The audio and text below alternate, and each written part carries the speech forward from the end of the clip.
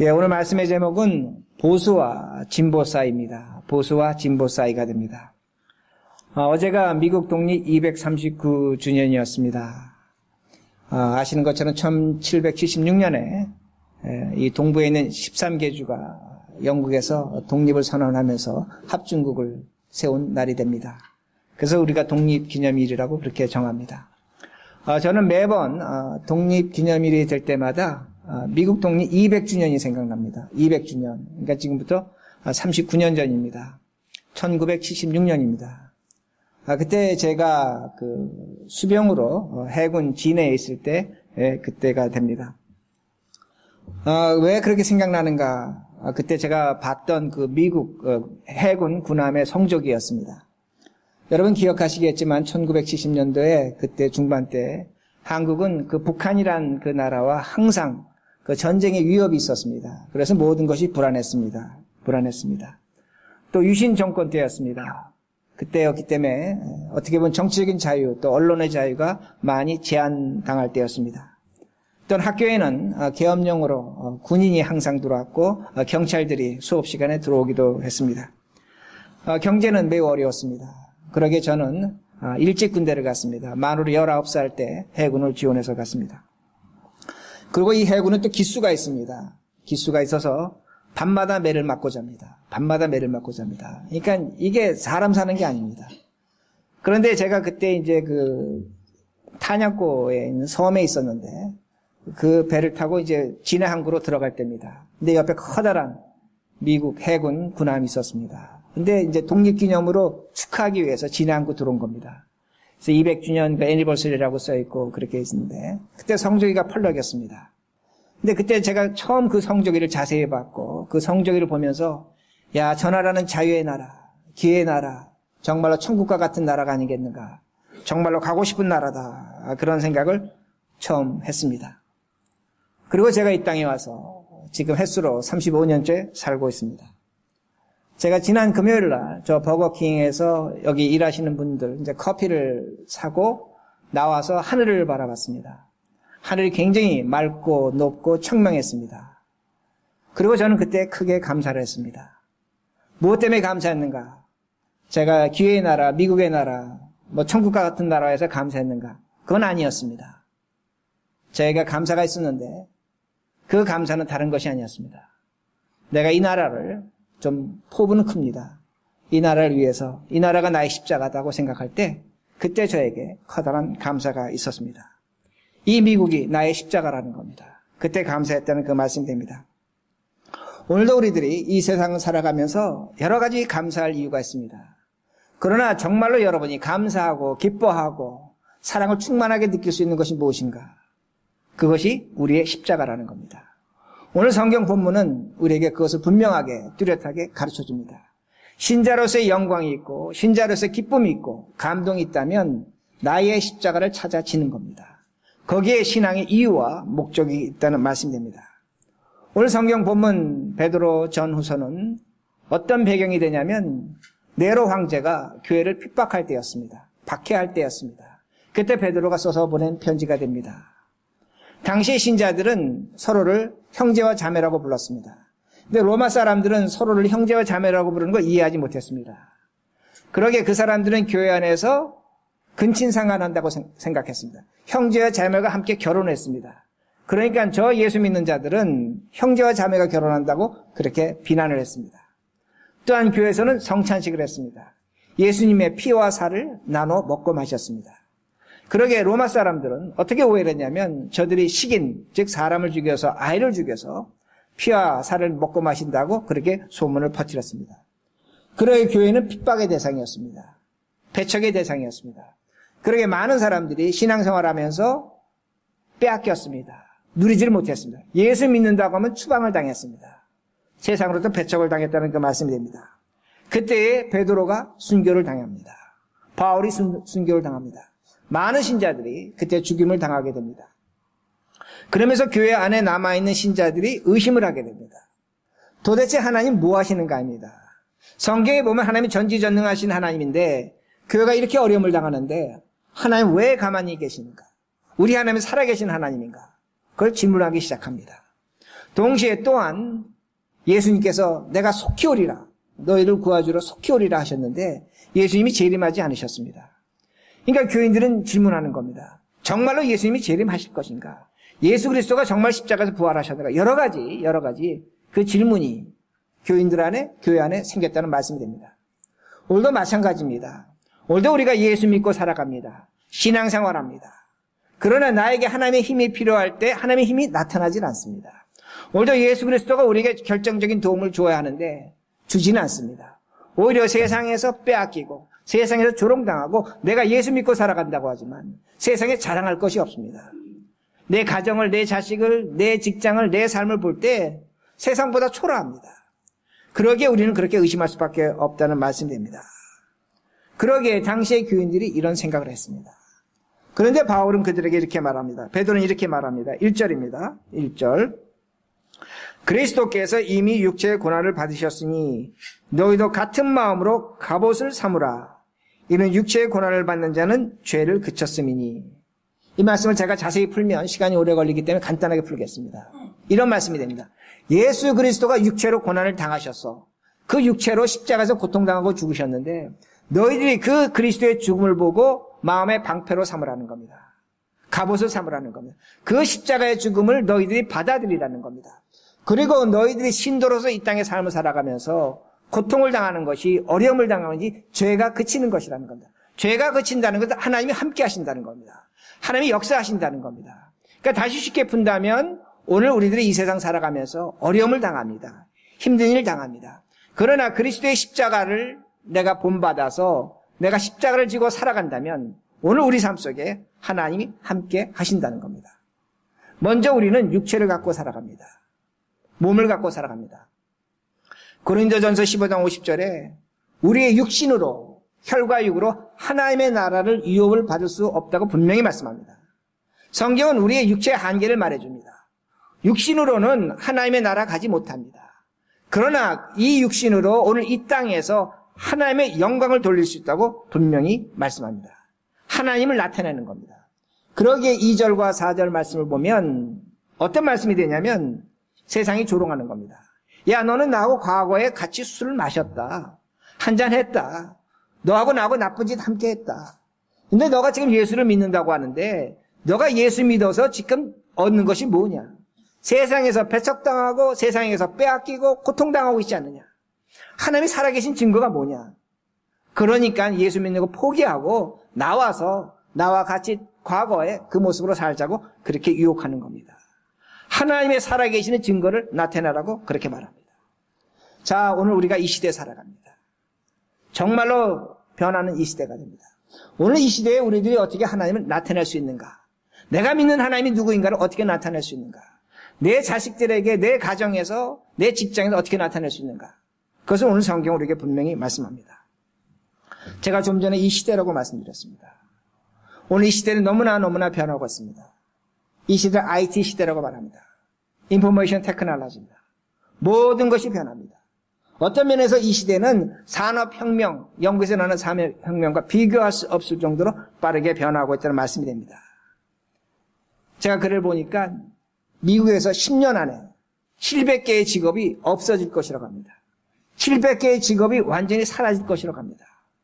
미국에서 10년 안에 지금 생산하는 것, 사람이 만드는 물건의 반은 기계로, 컴퓨터로 자동화될 것이라는 겁니다.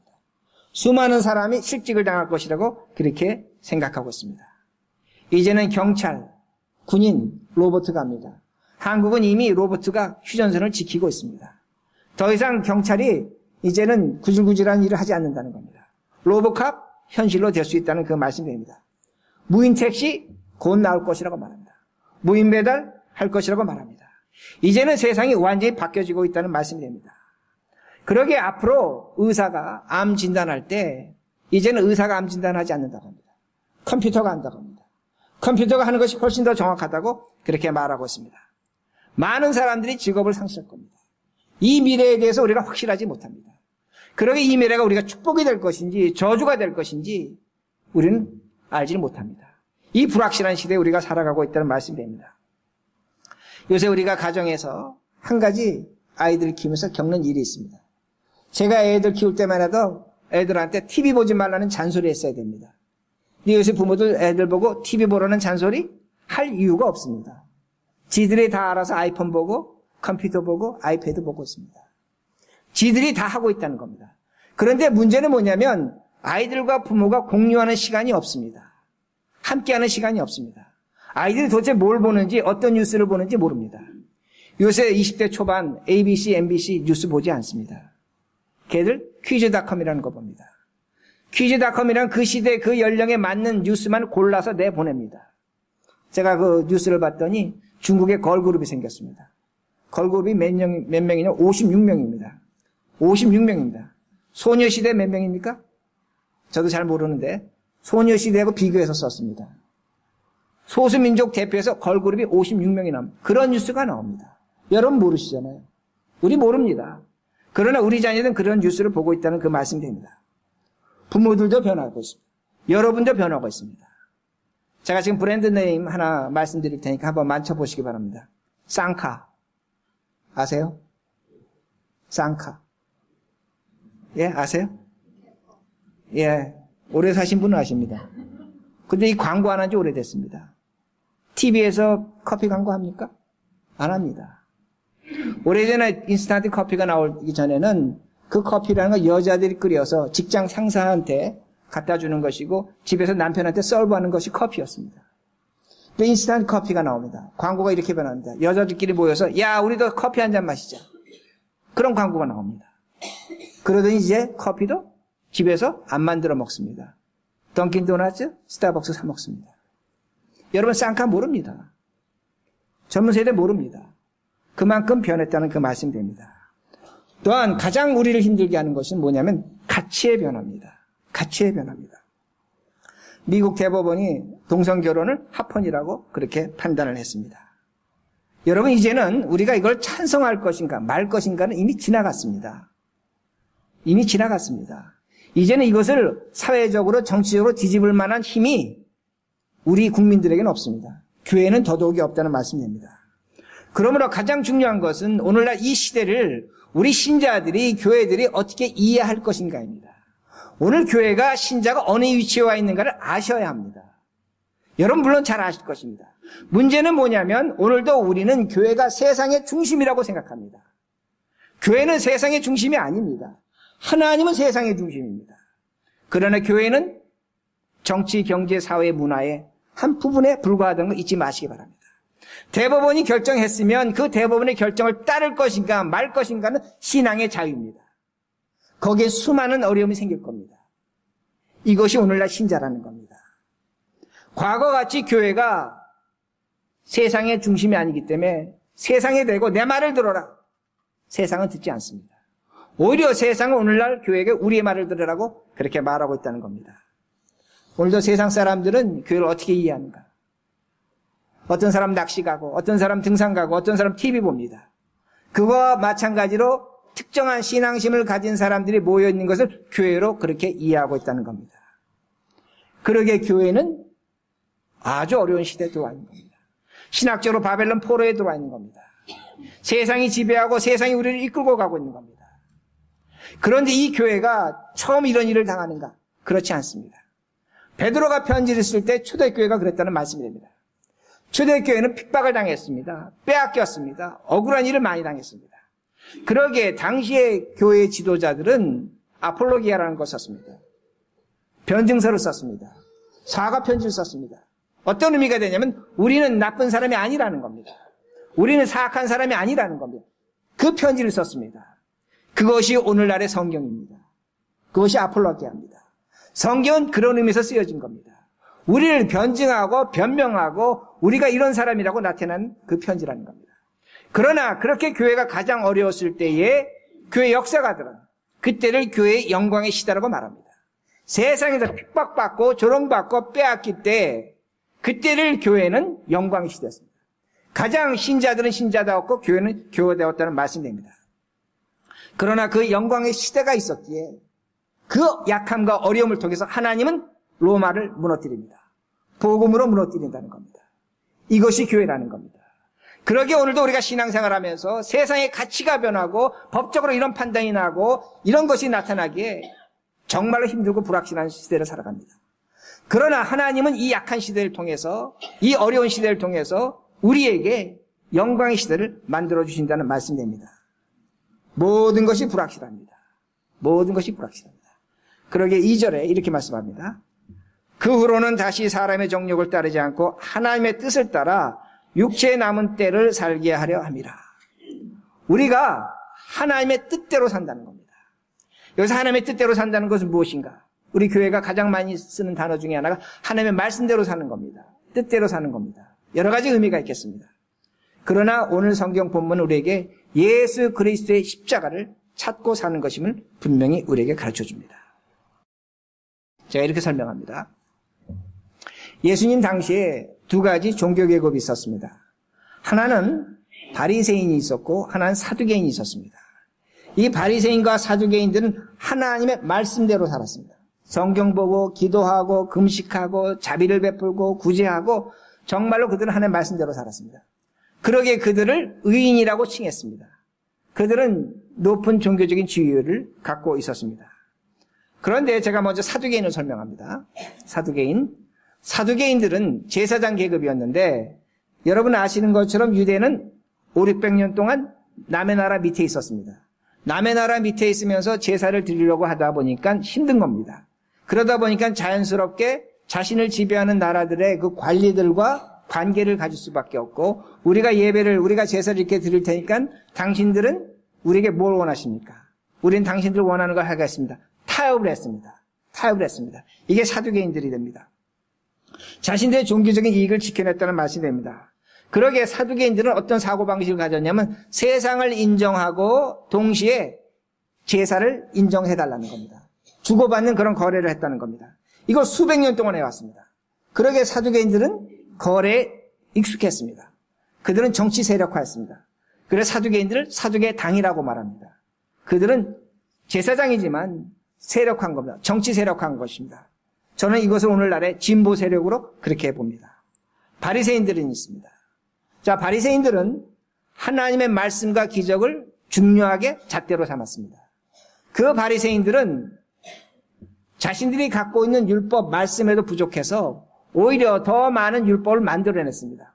하나님 말씀대로 더 열심히 살겠다는 겁니다. 더 많은 율법을 만들어내고 그 율법에 따라서 모든 것을 결정하며 살았습니다. 그러기에 그들의 삶은 거룩했습니다. 그러기에 그 삶은 아름다웠습니다.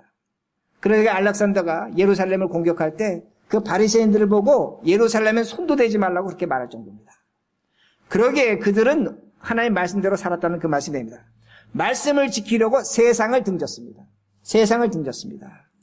그러기에 바리새인들은 오늘날의 보수로 그렇게 제가 말씀을 드릴 수가 있습니다. 그런데 사두개인들이나 바리새인들이 하나님의 말씀으로 살았다고 분명히 그들은 생각하는데 예수 그리스도가 이 땅에 오셨을 때에 그 바리새인과 사두개인들은 서로 원수였습니다. 신앙적으로 너무나 격차가 있었습니다. 그러나 그들이 뭐가 됐다고 성경 말씀합니까? 친구가 됐다고 말씀합니다. 예수 그리스도를 십자가 못 박아 죽일 때는 그들이 하나가 됐습니다. 그런데 주님은 그들을 어떻게 평가하십니까? 하나님의 진노를 받을 자라는 겁니다. 독사의 자식이라는 겁니다. 뒤집어 말한다면 그들은 하나님의 말씀대로 산 것 같지만 하나님의 말씀대로 살지 않았다는 것을 주께서 분명히 우리에게 말씀하십니다. 마찬가지입니다. 좀 비약이 되겠지만 오늘날 미국은 진보와 보수로 나눠져 있습니다. 공화당, 민주당, 신앙도 진보와 보수로 나눠져 있다는 겁니다. 진보와 보수 모두가 뭐라고 얘기하냐면 하나님의 말씀대로 하나님의 뜻대로 산다고 분명히 그렇게 말합니다. 그러나 제가 우려하고 걱정하는 것은 만약에 예수 그리스도가 오신다면 그 진보와 보수는 예수를 십자가에 못 박을 가능성이 있다는 겁니다. 왜냐하면 자신들이 갖고 있는 종교적인 개념과 확신이 있기 때문에 그들은 예수를 십자가에 못 박을 수 있다는 겁니다. 한국교회도 마찬가지입니다. 우리 한국교회가 많은 교인들이 우리 한국교회는 보수적인 신앙을 갖고 있습니다. 그렇게 말씀하십니다. 천만의 말씀입니다. 한국교회는 굉장히 진보적입니다. 어디서 알 수 있는지 아십니까? 예배를 보면 알 수 있습니다. 우리는 굉장히 진보적인 신앙을 갖고 있다는 말씀입니다. 다시 말씀드린다면 진보는 세상의 흐름을 굉장히 중요하게 생각합니다. 세상의 것을 받아들입니다. 동시에 우리의 기독교적인 가치관을 지키러 갑니다. 그러다 보니까 진보의 그 안에 들어가 보면 하나님의 것과 세상의 것이 혼탁하게 섞여져 있다는 겁니다. 그러기에 예수를 죽일 수밖에 없습니다. 보수도 마찬가지입니다. 보수는 자신의 종교적인 신념과 가치가 너무나 중요합니다. 그들은 그것을 지키기 위해서 어떤 일도 마다하지 않는다는 겁니다. 종교적인 열정, 행위로 모든 것을 이뤄낼 수 있다고 생각하는 겁니다. 이건 육체로 사는 겁니다. 하나님의 영이 없는 겁니다. 거룩해 보이고 신실해 보이고 아름다워 보이지만 그 종교적 개념과 신념으로 산다면 하나님은 없다는 겁니다. 그러기에 바리새인들은 예수를 십자가에 죽였다는 말씀이 됩니다. 그리고 6절 보시기 바랍니다. 다시 십자가가 나옵니다. 이를 위하여 죽은 자들에게도 복음이 전파되었으니 이는 육체로는 사람으로 심판을 받으나 영으로는 하나님을 따라 살게 하려 합니다. 영으로는 구원을 받는데 하나님을 따라 살게 합니다. 하나님 예수 그리스도입니다. 예수 그리스도의 십자가를 따라 사는 것이 우리의 구원이며 생명임을 분명히 우리에게 말씀합니다. 우린 육체로 심판을 받습니다. 그러나 영으로 그리스도의 십자가로 사는 것이 구원이라고 성경은 우리에게 말씀합니다. 이 시대에 우리의 십자가가 있다는 겁니다. 머릿돌교에 걸린 십자가가 아니라 여러분 각자에게 나의 십자가가 있다는 말씀입니다. 우리는 우리의 십자가가 있는 겁니다. 그러기에 그 십자가를 발견하고 있는 겁니다. 내 자식이, 이 시대가, 이 나라가, 이 직장이 나의 십자가라는 겁니다. 나의 십자가가 있다는 그 말씀이 됩니다.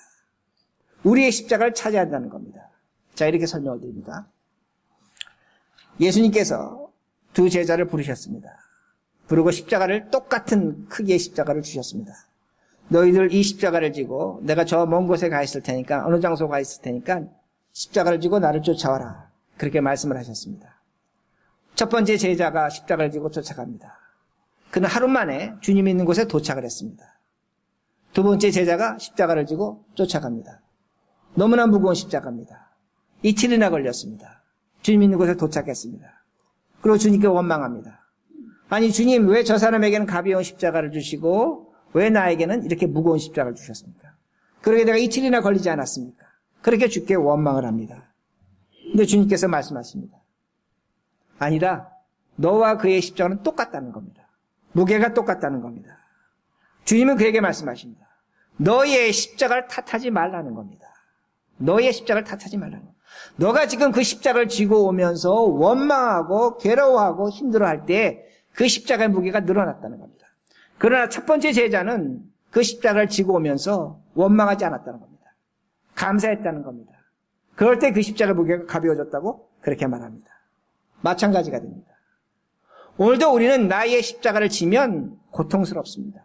참아야 합니다. 인내해야 됩니다. 견뎌야 됩니다. 빼앗겨야 합니다. 그러나 십자가를 져보면 분명히 나타나는 것이 있습니다. 하나님의 사랑입니다. 예수 그리스도가 왜 십자가를 지셨을까?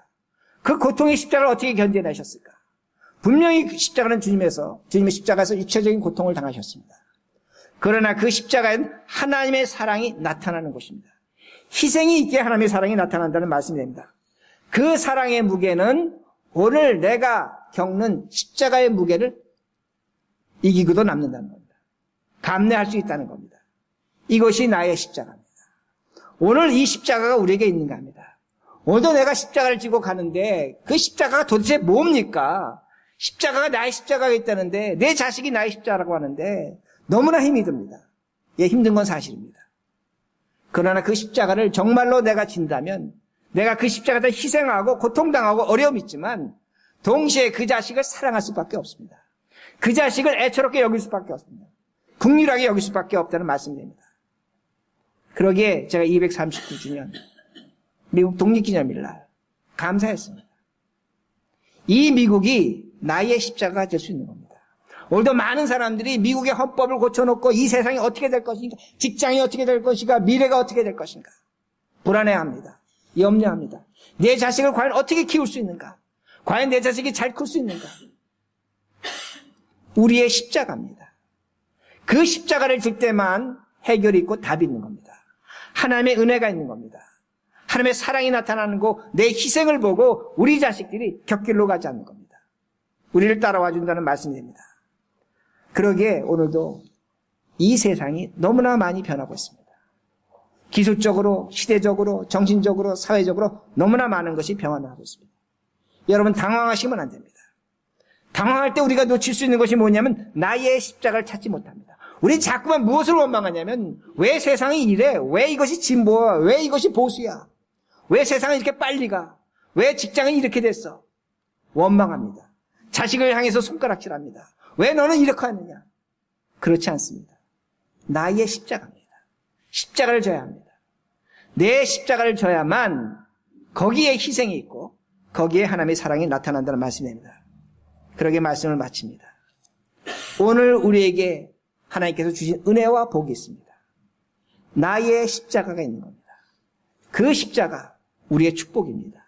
이 세상을 이기고 하나님의 은혜를 체험할 수 있습니다.